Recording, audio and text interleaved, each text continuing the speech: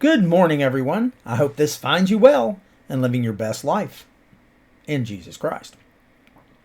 Well, as most of you know, Nancy and I live along the Elk River, and the other morning, a rainy and dreary day, I did what I often do and went back to the riverbank to see how high the river was. It's something I do in the wintertime or if it's been raining, for good reason. As I looked out over it, I couldn't help but contrast the difference between the character of the summer river and the winter river. The winter river is a muddy mess, but in the summer, man, I tell you, the river's a beautiful thing. Green branches reach down over it and cool, inviting waters beckon.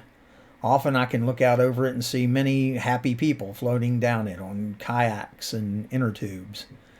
Even though I very seldom ever get to do so, drifting aimlessly down a slow-moving river, draped up across an inner tube, is a great way to spend a summer day.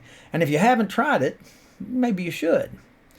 But as enjoyable as it is, floating along is not a good practice for our spiritual life. See, the thing is, no one drifts into godliness, but we can easily float into the opposite direction. In truth, floating Christ followers will inevitably drift into areas they don't want to go. Lulled by the slow, steady pull, their faith condition goes unnoticed as they drift further and further away from what really matters. See, they allow the waves of the world, the seas of society, the currents of culture to carry them away from the things of God. See, that's why the Apostle Paul reminds us in Hebrews 2:1, so we must listen very carefully to the truth we have heard, or we may drift away from it. And if we want to be honest, if you've been Christians for a while, we all know people this has happened to. They seem to have no sense of urgency. They have no vigilance, no focused listening or considering or having fixed their eyes on Jesus. The thing is, the result has not been them standing still, but drifting away. And that's the point here. That there's no such thing as standing still when you're in the river. The life of this world is not a lake. In a lake, you can stand still. This is a river, and it's flowing downhill, downward, toward destruction. If you don't listen earnestly to Jesus and consider him every day and do your studies and fix your eyes on him not just daily but hourly, then you're not going to stand still. You'll go backwards and you will float away from Christ. I hate to say that I've seen that happen. Drifting is a deadly thing in a Christian life. And the remedy for it, according to Hebrews 2:1, is to pay close attention to what you've heard.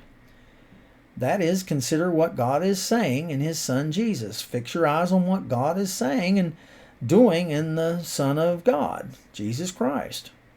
God's Word tells us to pay careful attention to the truths we heard so we will not spiritually drift. In other words, the antidote for this tendency to spiritually drift away is alertness to learning God's truth and intentionality to make it an active part of our lives. Look, this is one of the reasons why James said in James 1:22, he says, do not merely listen to the word and so deceive yourselves. Do what it says. So the thing is, we need to be a doer of God's word, not just a listener, as Nam always used to say. When it comes to floating, we have to be a lively swimmer, not a lazy floater. And the thing is, that's not hard to learn. It's just difficult to do. See, the only thing that keeps us from swimming against sinful culture is not the difficulty of learning to swim, but the truth is that our sinful desire is to just kind of go with the flow. So today I urge you to take a moment to recall a spiritual truth you have recently learned. Ask yourself how that truth can be applied to your life. Commit yourself to putting that application into action for at least the next month or so. Remember to build a spiritual habit, like any habit, requires repeated practice. As much as floating on the mighty elk can make for a pleasant and relaxing day, floating in your spiritual life can only lead to one destination, and just between you and me, that's not a place any Christian that I know would ever want to be. I hope you make today a terrific day. I want you to know that I'm here if you need me. And I love you all.